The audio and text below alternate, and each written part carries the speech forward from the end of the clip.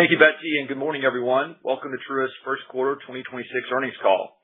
With us today are our Chairman and CEO, Bill Rogers, our CFO, Mike McGuire, and our Chief Risk Officer, Brad Bender, as well as other members of Truist's senior management team. During this morning's call, they will discuss Truist's first quarter 2026 results, share their perspectives on current business conditions, and provide an updated outlook for 2026. The accompanying presentation, as well as our earnings release and supplemental financial information, are available on the Truist Investor Relations website, ir.truist.com. Our presentation today will include forward-looking statements and certain non-GAAP financial measures. Please review the disclosures on slides 2 and 3 of the presentation regarding these statements and measures, as well as the appendix for appropriate reconciliations to GAAP. With that, I will turn it over to Bill. Thanks, Brad. Good morning, everyone, and thanks for joining our call today. Before we discuss our first quarter 2026 results, let's begin, as we always do, with purpose on slide 4. At Truist, our purpose is to inspire and build better lives and communities. And one way we bring that to life is through the work we do every day for our clients. One example of this is our project finance business, which is a client-focused platform that provides financial advice and capital to help develop essential infrastructure that drives long-term economic growth, job creation, and stronger and better communities throughout our footprint in the United States. Our relationships with these clients have led to broad-based franchise engagement, which includes deposits, payments, and lead roles in capital market transactions. From a financial perspective, there are aspects of this business that generate returns somewhat differently than our other businesses. A meaningful portion of this benefit is realized through reductions to our tax provision rather than reported revenue. Mike's going to walk you through the impact of that later in the call, but this dynamic contributed to our lower tax provision in the first quarter and is a factor in our expected lower tax rate for 2026 compared to 2025. This, though, is a great example of how serving our clients and communities is true to our purpose and also drives strong financial outcomes for our shareholders. Now, turning to our results on slide 5.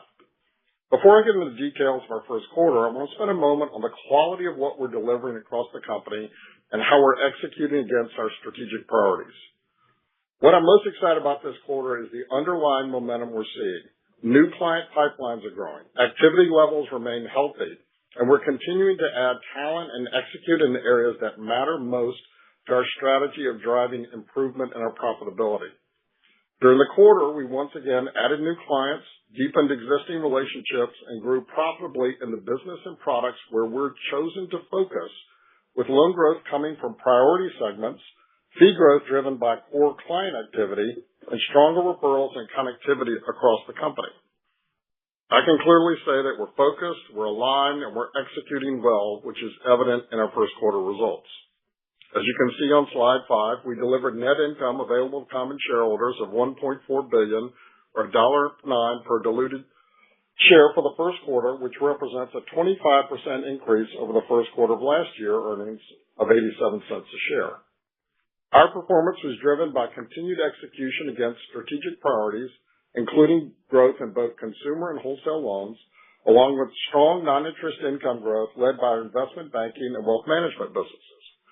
Together, those factors, along with our expense and credit discipline, contributed to 250 basis points of year-over-year positive operating leverage in the quarter. As a result of this execution in managing our capital through share repurchases, return on tangible common equity improved by 150 basis points to 13.8% compared to the first quarter of 2025, representing meaningful progress towards our full year 2027 ROTC target of 15%. While we remain firmly on track to achieve this target, as I've said before, it's not a ceiling for our company. The progress we're seeing today across our company gives us confidence in our ability to drive profitability higher over time.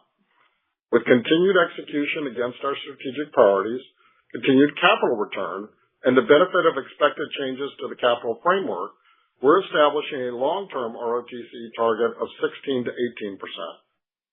Before I hand the call over to Mike to discuss quarterly results, I want to spend some time discussing the positive momentum we're seeing within our business segments and with our digital strategy on slides 6 and 7. First, let me start with consumer and small business banking. CSBB delivered another solid quarter that was consistent with our expectations and strategy to drive profitability improvement across the enterprise. Average consumer and small business deposits and loans were up 1% and 4% respectively versus the first quarter of last year of 2025. Average loans declined modestly for the fourth quarter, which is consistent with normal seasonality and our goal of emphasizing growth in categories offering the most attractive risk-adjusted returns.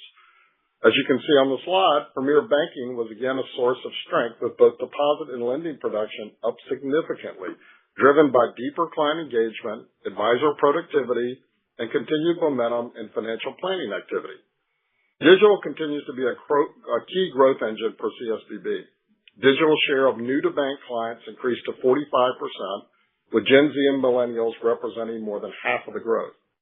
Active digital users grew year over year, and digital transaction volumes remained strong, reflecting sustained client engagement with our platforms. Building on that digital progress, we're increasingly focused on how AI can further enhance productivity, decision-making, and client engagement across the company. We see AI as a real operating lever, one that improves the client experience while also creating productivity and operating leverage across our businesses without compromising control, safety, and reliability. Our focus is on using AI to strengthen relationships, giving clients faster, more personalized service, and enabling our teammates to spend more time advising and problem-solving, not navigating processes. We're already deploying AI across consumer and small business banking in practical client-facing ways. Truist Insights delivers personalized financial guidance at scale. Truist Assist handles most routine service requests digitally and around the clock, improving consistency and reducing call volumes. AI-enabled call summarization is live for care center agents, lowering after-call work and enhancing insight capture. Overall, our disciplined focus on capital allocation, pricing, productivity, and digital execution is translating into strong underlying performance and positions consumer and small business banking well as we progress through the year. Now turning to wholesale on slide 7. In wholesale, we delivered a strong start to 2026 with continued momentum across loans, deposits, and fees while maintaining a disciplined focus on relationship returns and capital efficiency.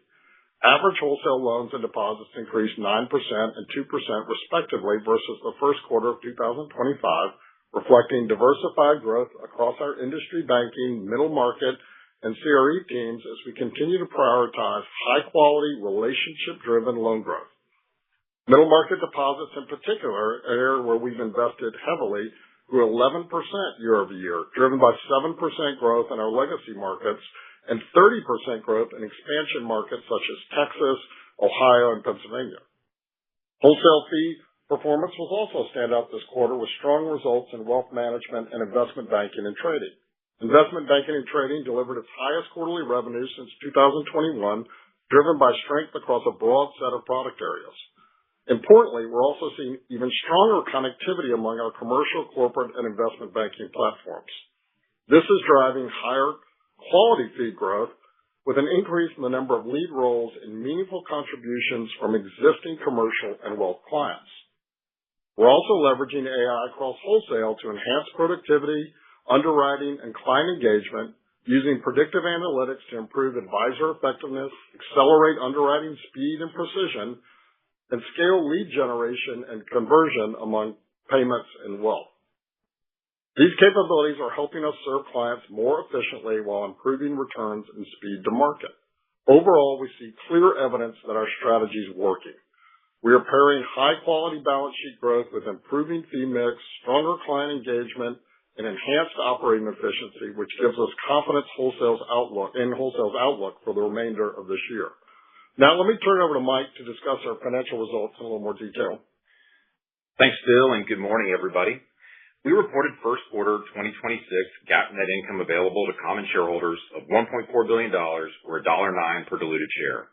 Earnings per share increased 25% versus the first quarter of 2025 and were up 9% versus the fourth quarter of 2025.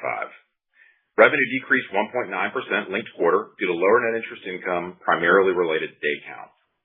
Revenue increased 5.1% versus the first quarter of 2025 due to higher net interest income driven by strong loan growth and higher non-interest income, primarily due to growth in investment banking and trading and wealth management income.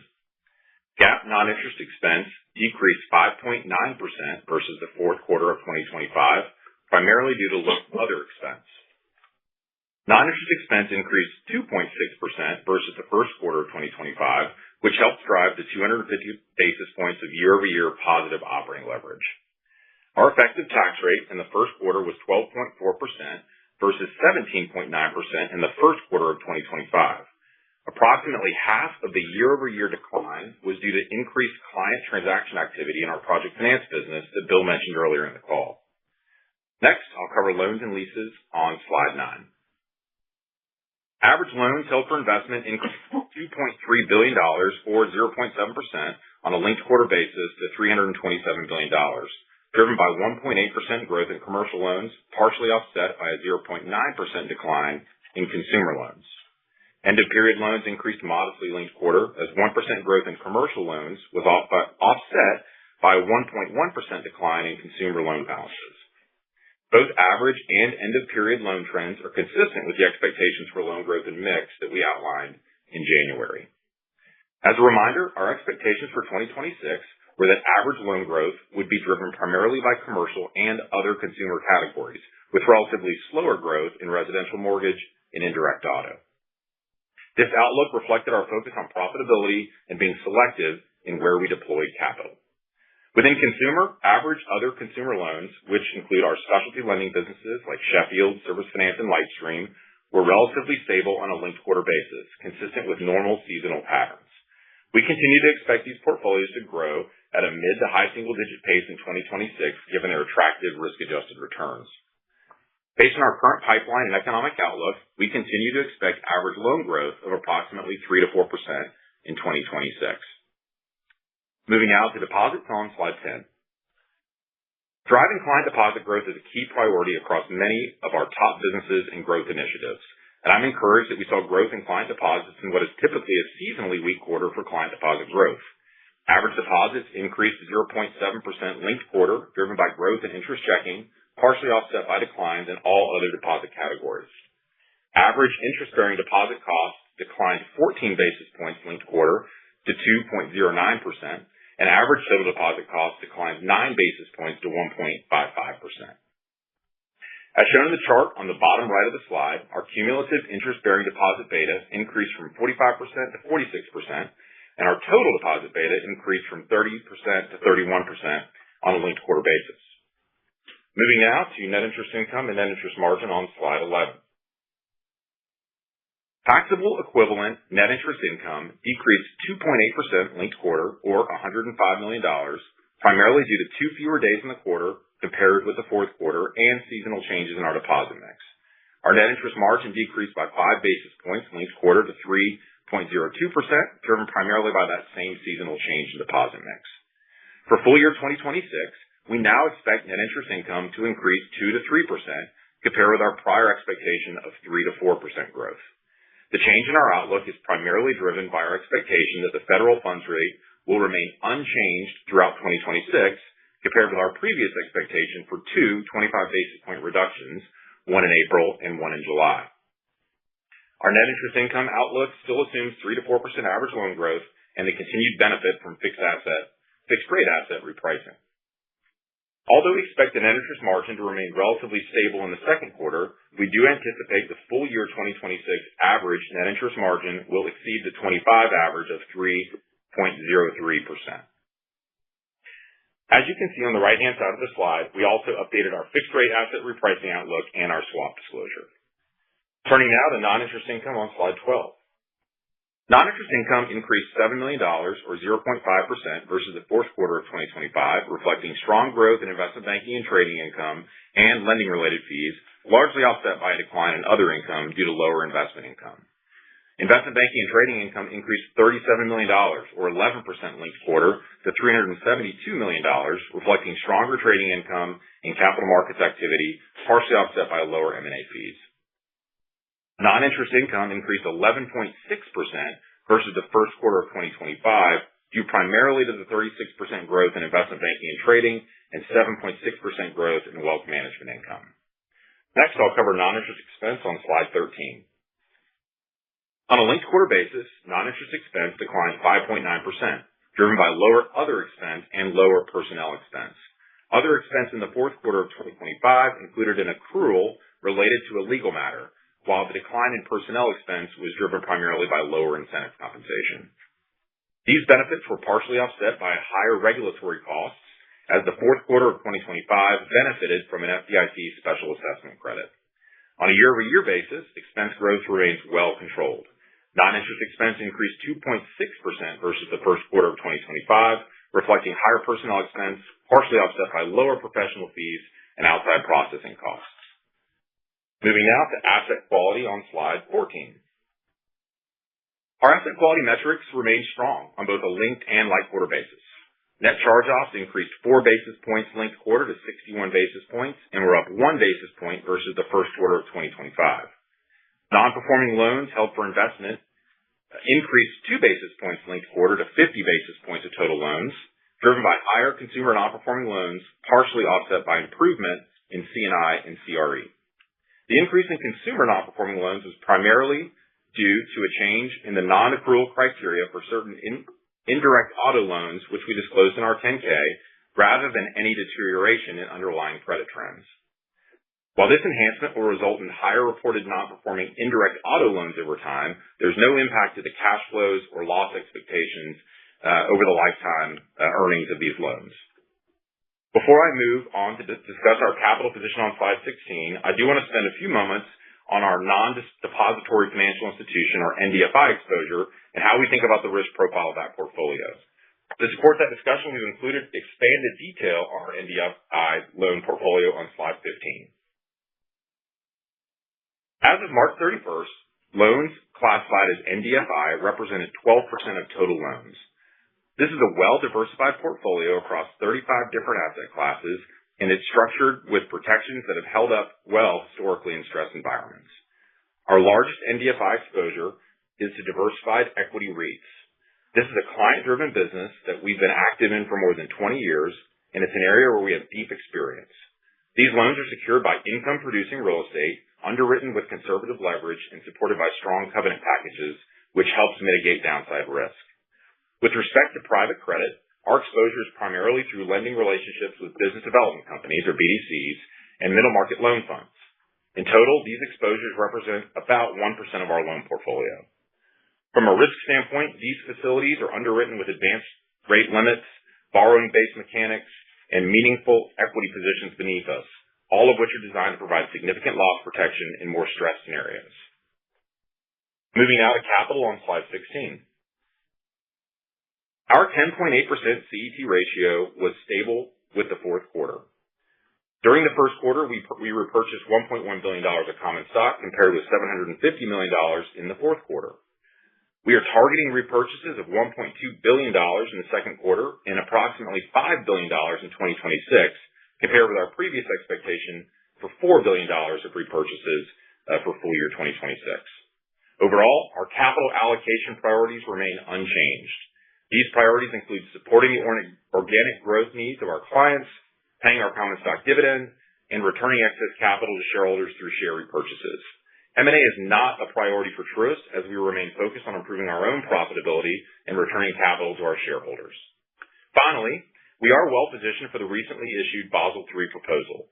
Under the newly proposed capital rules, we estimate that risk-weighted assets could decline by 9% under the revised standardized approach and by 11% under IRBA.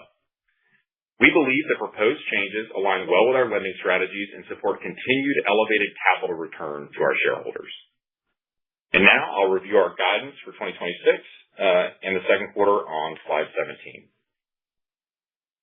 As I previously mentioned, given the shift in market expectations for interest rates this year, we now expect 2026 net interest income growth of 2 to 3%, compared with our prior expectation of 3 to 4%. On the other hand, we now expect stronger non-interest income growth this year, reflecting continued momentum across all of our fee-based businesses. We now expect high single-digit growth in non-interest income, compared with our prior expectation of mid to high single-digit growth.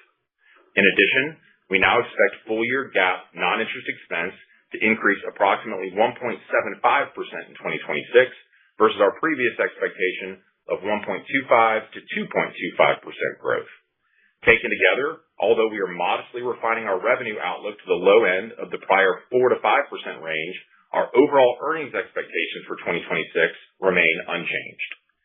In terms of asset quality, there's no change in our expectations for net charge-offs to be about 55 basis points in 2026. As I mentioned earlier in the call, due to increased client-driven transaction activity in our project finance business, we now expect our effective tax rate to approximate 14.5% or 16.5% on the taxable equivalent basis in 2026 versus our previous expectation of 16.5% and 18.5%, respectively. Finally, as it relates to buybacks, we're now targeting $5 billion of share repurchases in 26 versus our previous expectation of $4 billion. In other words, despite the pressure we see in net interest income, our stronger non-interest income, increased share repurchases, and a lower tax rate from client-driven activity result in an overall earnings expectation for 2026 that remains unchanged. As a result, we remain confident in the EPS trajectory we expected in January and in our ability to achieve our 14% ROTCE target in 26 and our 15% ROTCE target in 2027. Now looking into the second quarter of 26, we expect revenue to remain relatively stable relative to the first quarter revenue of $5.2 billion. We expect net interest income to increase approximately 1% in the second quarter, primarily driven by an additional day and increased client deposit balances. We expect non-interest income to decline approximately 1% linked quarter due to lower investment banking and trading income, partially offset by higher other income and card and treasury management fees. Non-interest expense of $3 billion in the first quarter is expected to increase by 3% to 4% linked quarter due to higher personnel expense. Consistent with our full year outlook, we're targeting approximately $1.2 billion of share repurchases in the second quarter of 2026. Now I'll hand it back to Bill for some final remarks. Thanks, Mike. Before we close, I want to reinforce the confidence I have in Truist's direction and earnings trajectory we're building. As shown on slide 18, we continue to have clear line of sight to a 14% return on tangible common equity in 2026 and 15% in 2027, driven by improving profitability, continued execution across the franchise, and strong capital return. As I mentioned earlier, our 15% ROTCE target in 2027 remains a firm and achievable target. However, we view it as an important milestone, not the endpoint. With continued execution and discipline, we have the ability and clear line of sight to drive returns to 16 to 18% over the next 3 to 5 years as earnings power continues to strengthen and capital is deployed. Achieving these returns will be driven by the same core factors we've discussed today and on previous calls. These factors include sustained growth in our key businesses, positive operating leverage, disciplined expense and risk management, and elevated capital return to shareholders. Overall, we're encouraged by the progress we're making, and we remain focused on executing with discipline, delivering for our clients, and creating long-term value for our shareholders. I want to thank our teammates for their commitment, focus, and their purposeful work, and thank our shareholders for your continued trust and support. Well, Brad, let me turn that back over to you. Thank you, Bill. Betsy, at this time, will you please explain how our listeners can participate in the Q&A session? As you do that, I'd like to ask participants to please limit yourself to one primary question and one short follow-up in order to accommodate as many of you as possible today. We will now begin the question and answer session. To ask a question, you may press star, then 1 on your touch-tone phone. If you are using a speakerphone, please pick up your handset before pressing the keys. If at any time your question has been addressed and you would like to withdraw your question, please press star, then 2. We ask that you please limit yourself to one question and one follow-up. At this time, we will pause momentarily to assemble our roster.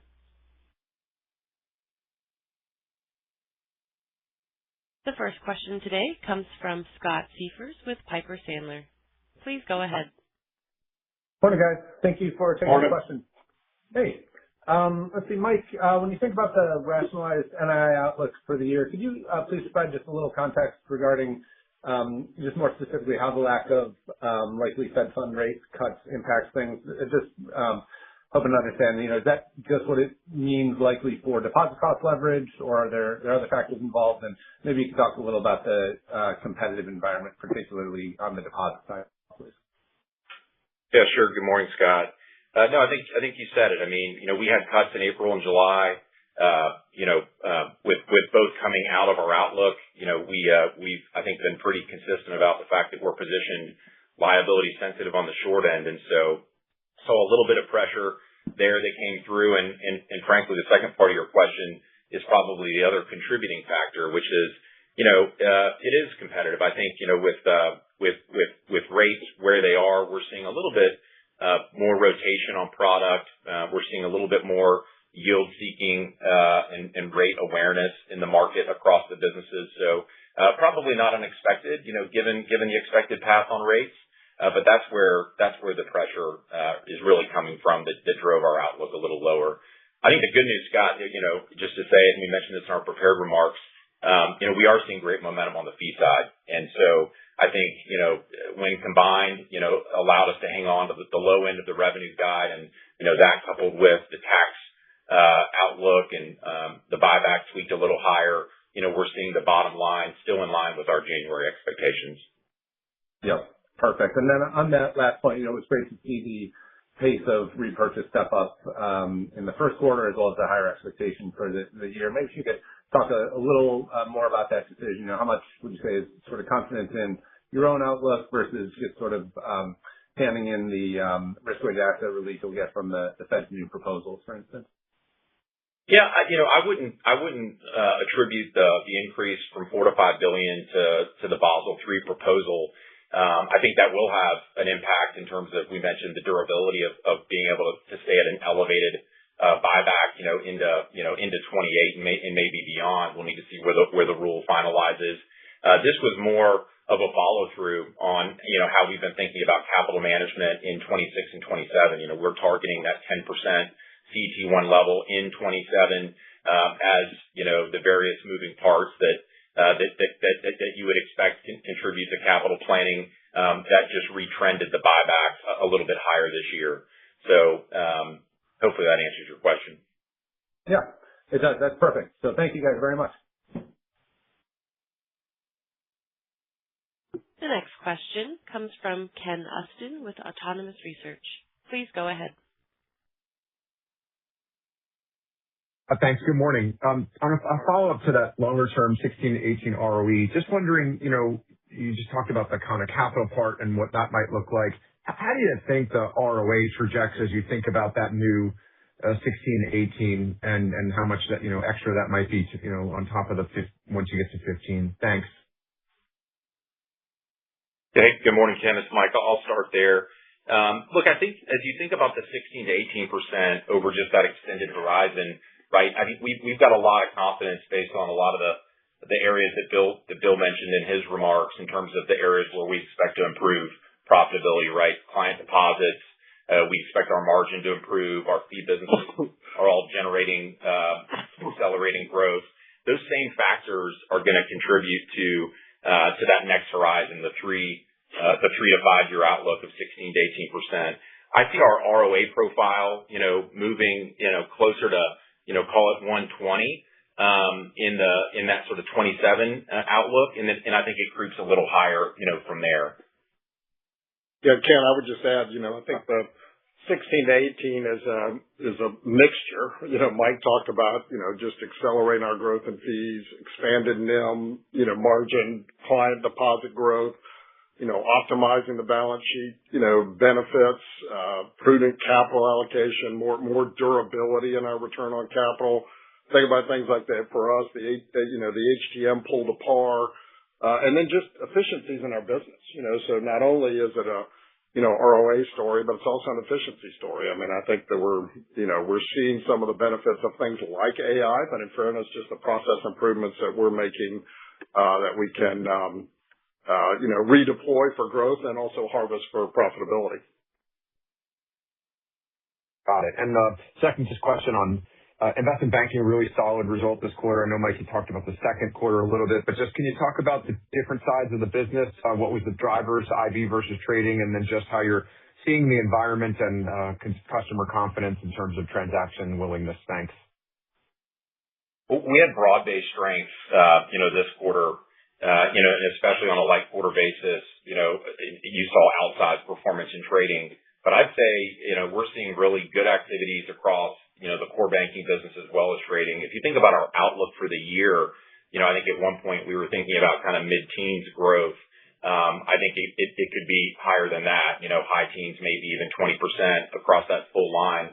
A lot of that is trading, year over year, but we expect double-digit growth in what I think of as like the traditional investment banking business. And it's broad-based, it's really across all the products. And I mentioned my comments. I think one of the things I'm probably most excited about is just this connectivity to our core franchise. I mean, I think that's a bit of our secret sauce in the investment banking business. That the fees from our commercial and wealth businesses were up actually substantially, and the pipelines are up substantially as part of that. So it feels, and the confidence, that we talked about, it just feels more durable, and feels more sustainable, because it's tied in tightly to that, to the franchise.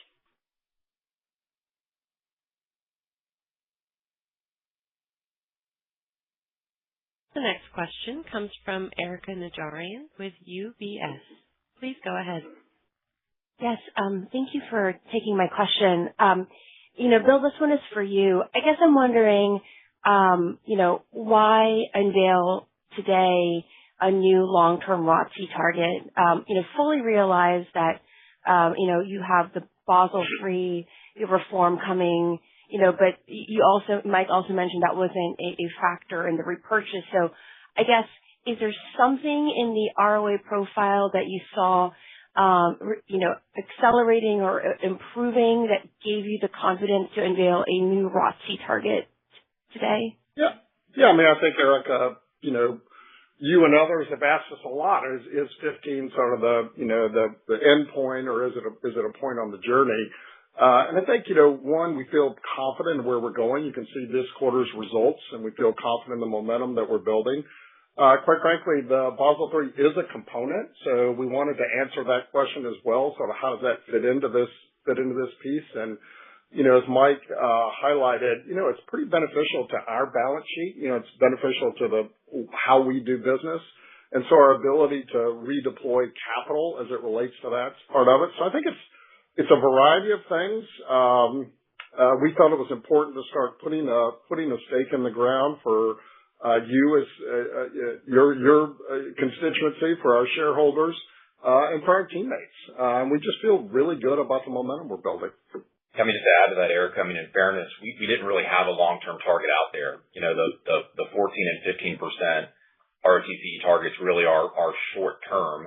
And I think Bill said it. I think it was appropriate for us to establish a long-term target. I think, having clarity on the evolving capital framework contributed to that, but really I think it's the confidence in the business that we're in the momentum that we're seeing in the businesses. So really all three of those factors contributed to our decision to provide a new target. Thank you. And my second question, we have to ask because obviously Truist was in the news a few weeks ago. There was a Bloomberg article essentially speculating that you could potentially be attractive to another partner. And I know you just put a stake in the ground, so clearly you have a view of your future that's bright. At the same time, your market cap to core deposits is quite low relative to your peers. And, looking at your board, you have some heavyweight financial institution veterans on your board. Bill, I guess this is sort of a free flowing question. What are your thoughts on, that, monetizing your business that way? Yeah, I mean, Erika, we've all been at this a long time, and, to ask me to speculate on some rumor and some, article, which, by the way, has been refuted, I think, pretty solidly by the person, identified in that. So let's just put that aside. Now, how do we feel about our business? I think we feel great about our business, and we feel great about the trajectory that we're establishing. We've set forth a plan that achieves mid-teens EPS growth over an extended period of time under a really good risk posture. I think that provides an advantaged return to our shareholders, and that's always going to be the goal. Is let's make sure we have a plan that gives an advantaged return to our shareholders, and that's the 100% focus of our board, myself, and our team. Sorry to ask.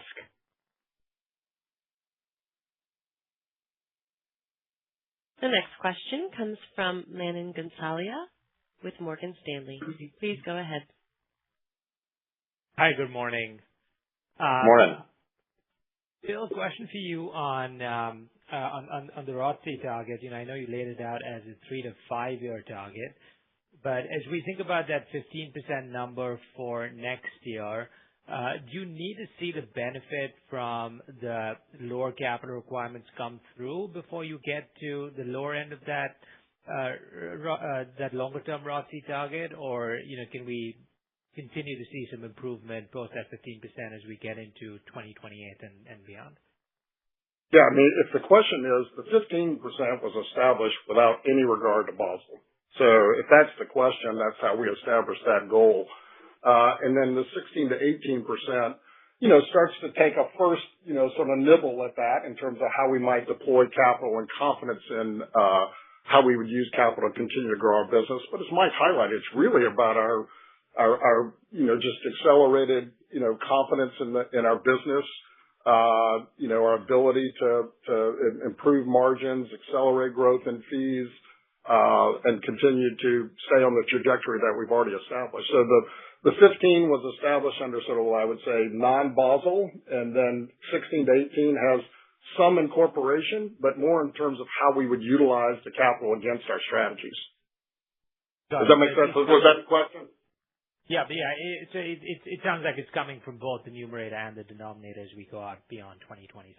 100%. Absolutely. And I would just add, the Basel impact, while, as a contributing factor, is not the majority of the benefit that I think we'll see over that period. It's going to be more capital efficient revenue. It's going to be a more efficient balance sheet, efficiency, productivity. So we're focused on the numerator and the denominator and glad to have both, but have good line of sight to operating in that area. Got it. And just as my follow-up, as we think about net interest margins, Mike, you noted some yield-seeking behavior and more competition on the loan side. I guess, how are you thinking about that 3-teens level on NIM going forward? Yeah, I think, so we still feel good about getting to, a 3-teens net interest margin. I think without the cuts this year, we won't get there by the end of the fourth quarter, which is what we said we'd be able to do in January. And again, I attribute that to the rate path.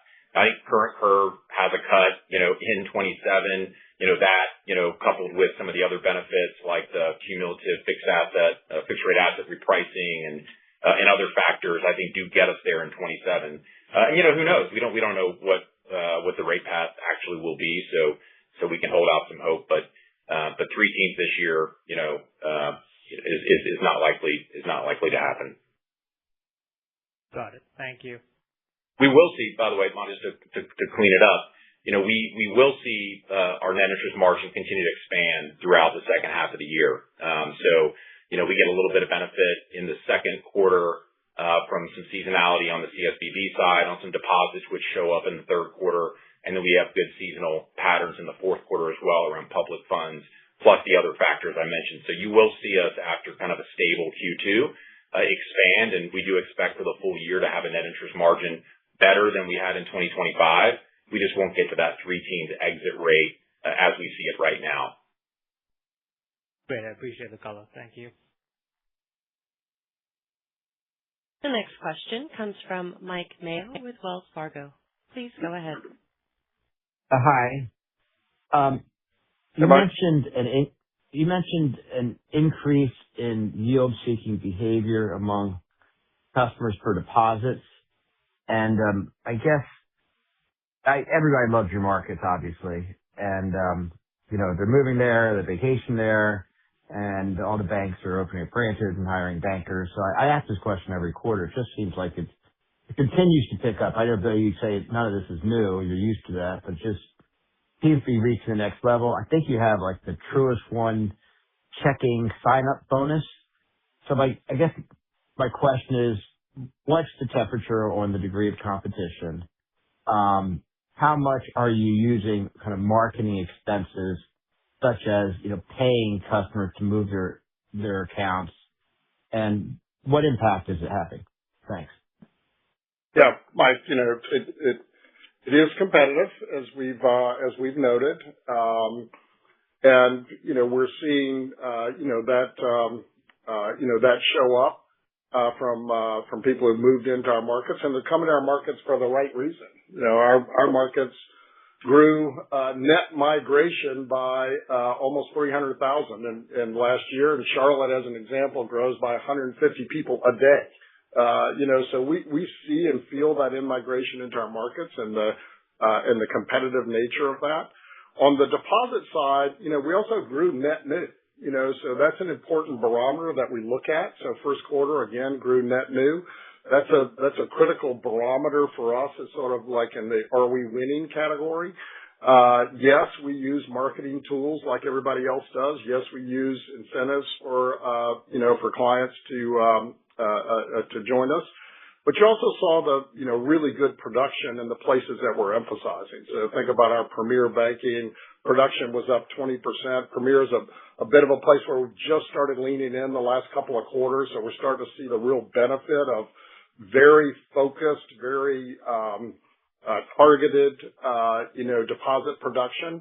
And then we're seeing deposit production outside of our core franchise. So if you look at sort of our overall deposit production, we talked about this earlier, it's up pretty significantly outside of our franchise, core franchise. So, not only are we competing, we're also, on the offensive side in lots of places. But as Mike noted, rates higher for longer is a tough operating environment for deposits. And what we look at is, are we creating net new? Are we growing our business with new clients? And we see that both in the wholesale and the consumer side. So while the profitability of those clients is less today, the fact that we're adding them is a good harbinger for the profitability in the future. Okay, so planting seeds for the future. And just to follow up to your answer to the other question, I wasn't sure on the exact answer about what is Truist, under what conditions would Truist consider, say, another merger of equals? Under what conditions would Truist consider selling to another bank? Under what conditions would Truist consider buying another bank? And this topic does come up, not just in the press, but with investors, as you know.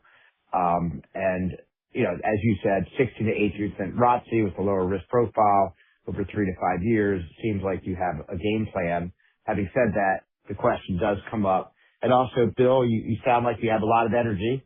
As we hear you right now, but what's your plan to stay on? How long is there a mandatory retirement? I forget, and succession and that whole kind of big question. Thanks. So Mike, you're just going to go after all of them. Okay, all right. Well, let's go down it. So on the succession side, I got a great job leading a great purpose-led company. We've got a great team, incredible teammates. Strong leadership team, businesses hitting on more cylinders every day as, towards our performance and return objectives, and just be confident that our board has a strong succession process and they can apply that against this incredible framework. So just put that one in that category. We've been really clear on the M&A front, Mike. I mean, I don't know how to be more clear that that's just not a priority for us. I'll just say it one more time. And to your, part of your question is part of the answer is we've got a great plan. We've got a really strong plan. I think this quarter is one more evidence of the fact that we're executing against that plan. We have an opportunity to deliver, return to shareholders that I think are advantaged. And they're advantaged, given where we're coming from, given the growth that we see.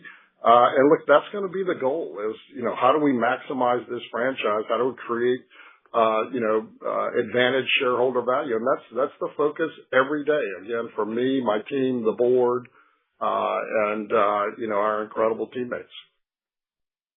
All right. That's it. If I can squeeze one more in, your core investment banking business growing double digits, even without trading, that seems to be much faster than peers your size.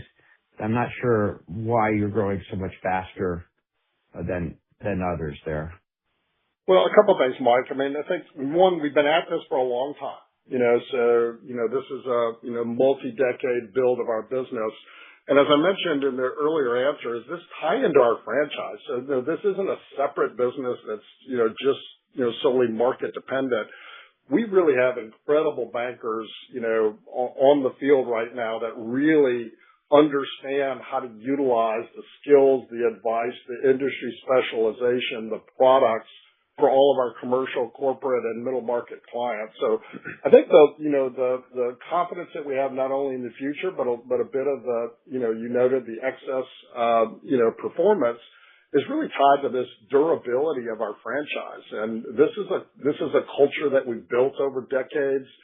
This is why teammates want to come be part of this investment banking business and be part of our core corporate and middle market business. They want to come here and be part of it because they can see that opportunity, and it's manifesting itself in the results. I mean, the consistent pattern, Mike, for IB is that we're playing more meaningful roles in even larger transactions. So you've got some leverage there too, just as we continue to bring great talent to the platform, and are earning more important roles. So hopefully that will continue. All right. Thank you. Ladies and gentlemen, to accommodate all questioners, we ask that you limit yourself to one question. The next question comes from Matt O'Connor with Deutsche Bank. Please go ahead.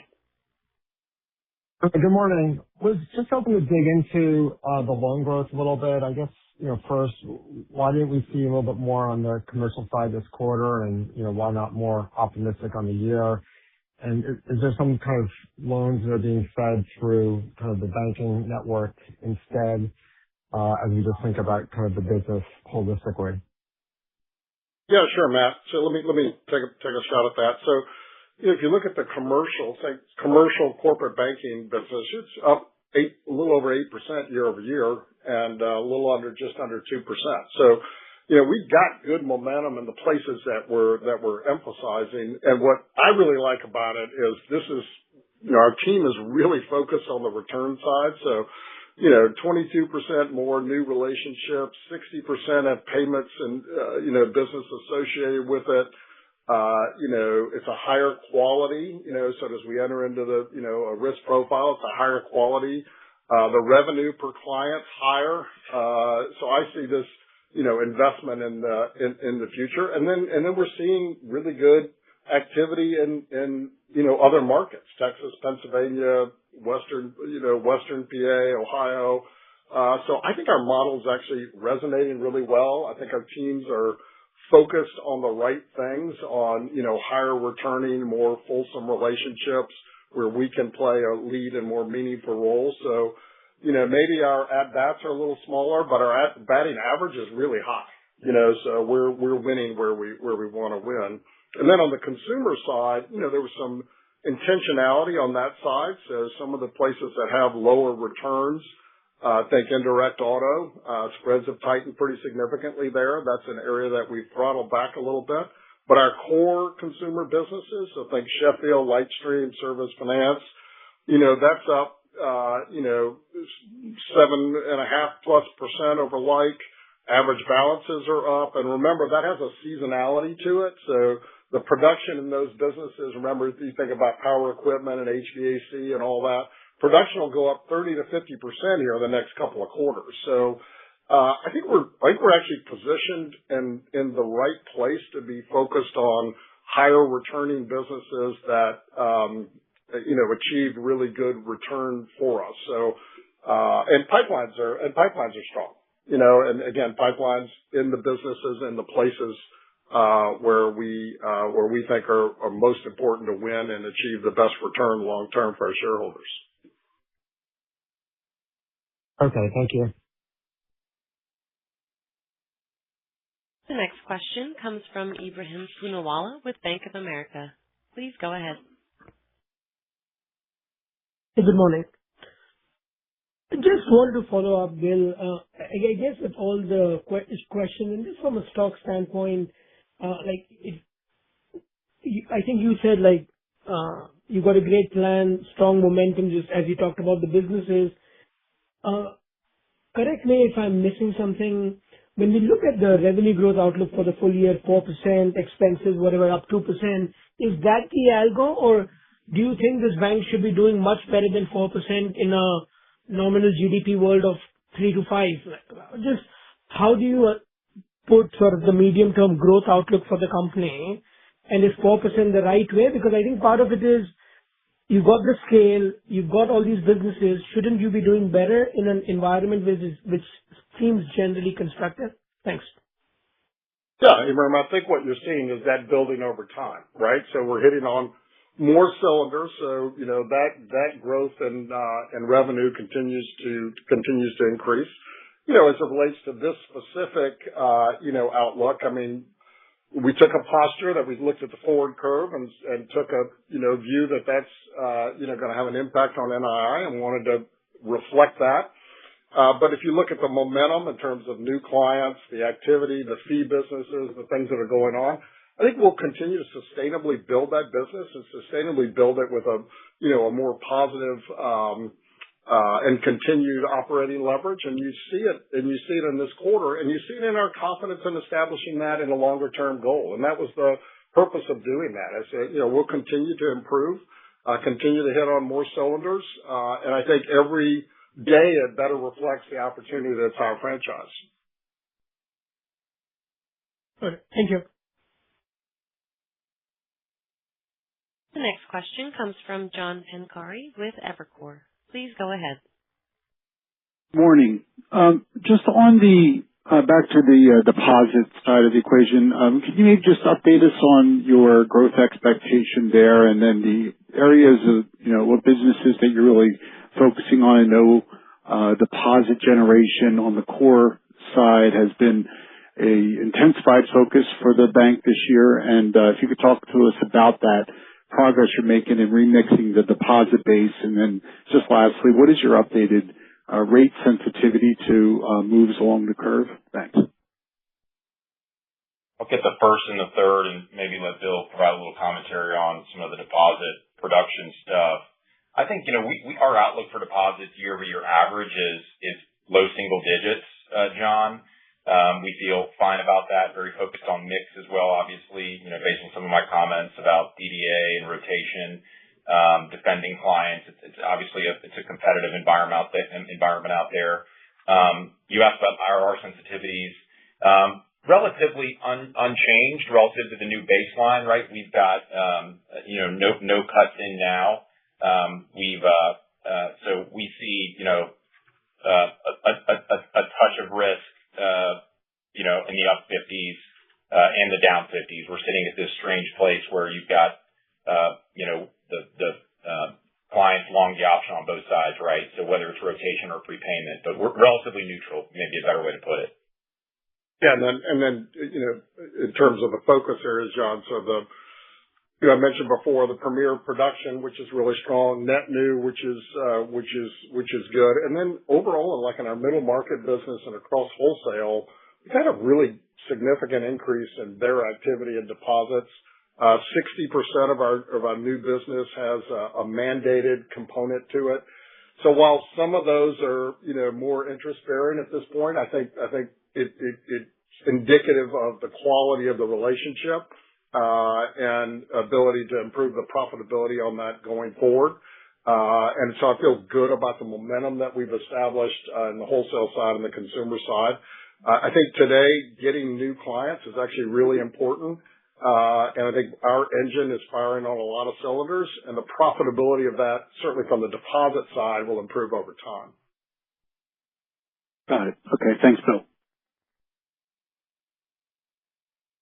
The next question comes from Gerard Cassidy with RBC. Please go ahead.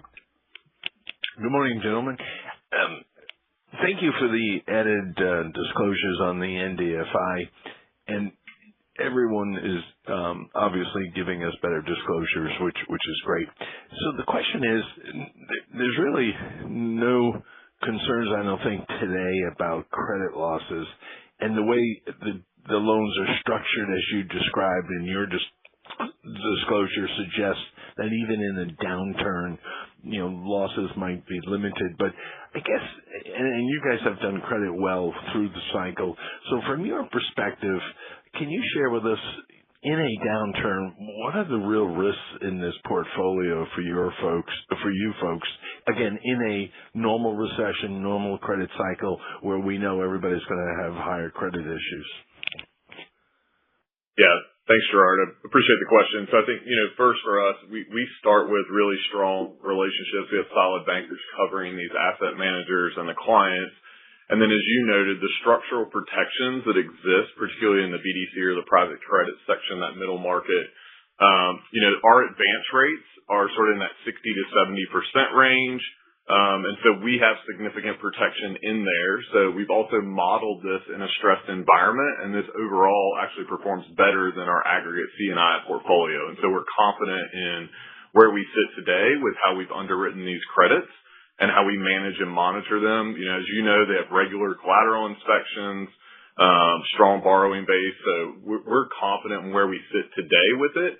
I think how it manifests in a downturn, you would watch what happens to the underlying companies and their performance within those structures. Great. Thank you, Mike. The next question comes from Saul Martinez with HSBC. Please go ahead. Hi, thanks for squeezing me in here. I wanted to follow up on the investment banking outlook. Good quarter, high teen growth expectations, which is off of, maybe some easy comps off of the first half of last year. But I wanted to ask just about your confidence in sustaining double-digit growth beyond 2026. What drives that? Which products? Is it ECM? Is it advisory? And how are you thinking about the growth there? And just as a clarification, when you say double digits, are you talking about just core investment banking or investment banking and trading, the trading line as it's presented in the consolidated income statement? I'll take the easy one first. When I said double digits, I was talking about non-trading for the year. Okay. And as we think about the sustainability of double-digit growth, this business for us has been a high single-digit, low double-digit grower. Obviously, transaction activity and market a lot, but it has been consistently performing in that range. So, and I think for the foreseeable future, we're going to continue to invest in the business, continue to, hire great talent.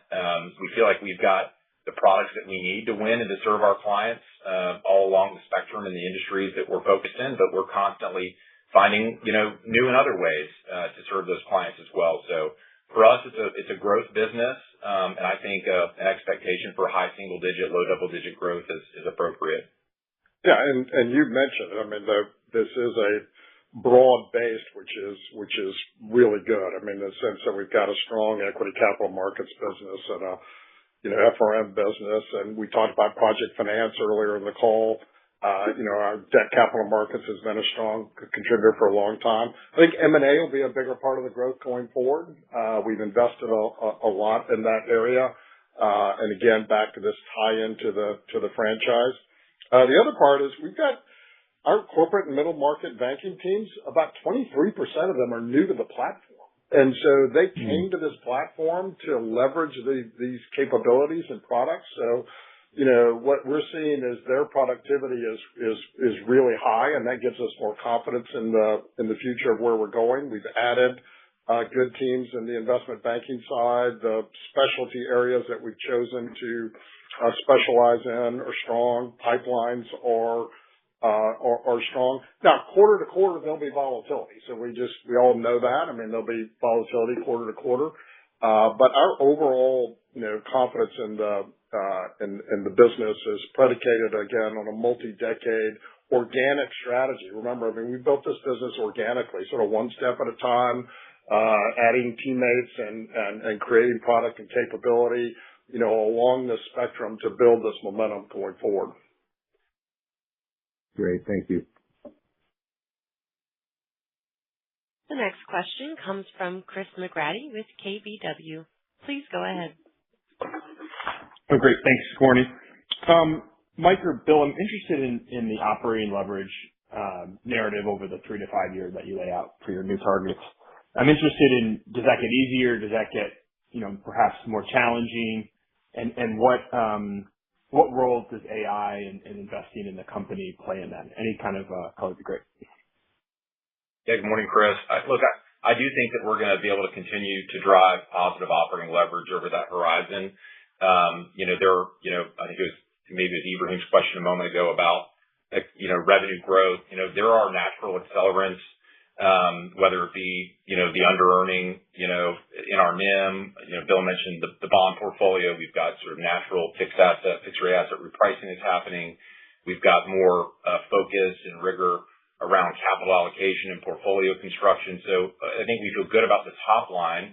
And then to your point around, tools like accelerants like AI, I think will play a role in that. I think too soon to necessarily quantify that over a 3 to 5 year period, but certainly we have an expectation in establishing that target that we're going to be able to continue to drive efficiency and productivity through the business. So,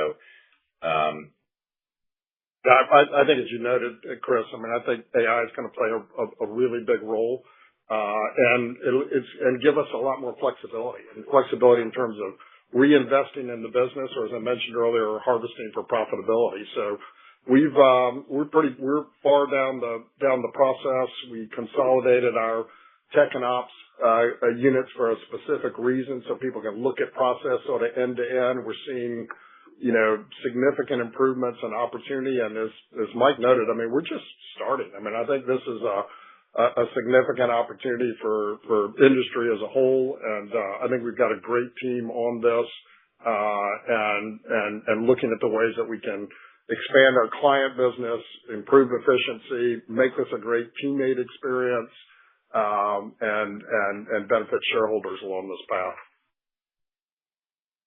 Great. Thanks so much. The last question today comes from David Chiaverini with Jefferies. Please go ahead. Hi, thanks for taking the question. So it sounds as if the pricing pressure is more on the deposit side versus the loan side. Can you talk about the loan pricing environment and how spreads are holding up? Yeah, I'd say, credit spreads have actually remained relatively tight, despite all that's happening in the world. And so, that's been a little bit of a head scratcher.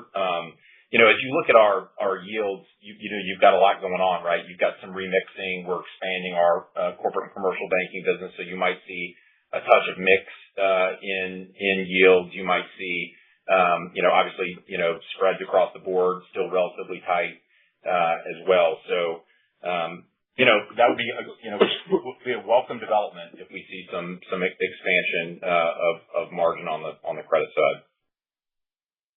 Thank you. This concludes our question and answer session. I would like to turn the conference back over to Brad Milsaps for any closing remarks. Okay, thank you, Betsy. That completes our earnings call. If you have any additional questions, please feel free to reach out to the investor relations team. Thank you for your interest in Truist. We hope you have a great day. Betsy, you may now disconnect the line. The conference is now concluded. Thank you for attending today's presentation. You may now disconnect.